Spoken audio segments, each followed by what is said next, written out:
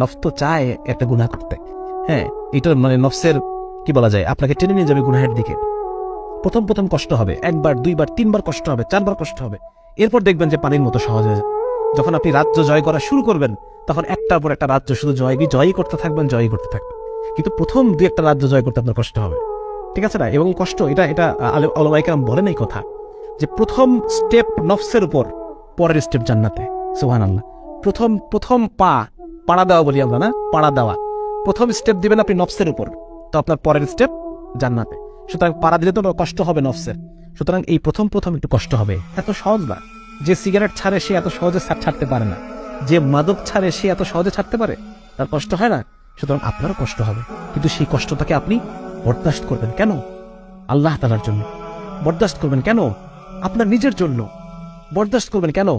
আল্লাহ রসুল সাল্লাল্লাহু আলাইহি ওয়াসাল্লামের জন্য। একটু চিন্তা করে দেখেন যে আল্লাহ রসুলকে উম্মতের খবর পৌঁছানো হয় ফেরেশতাদের মাধ্যমে।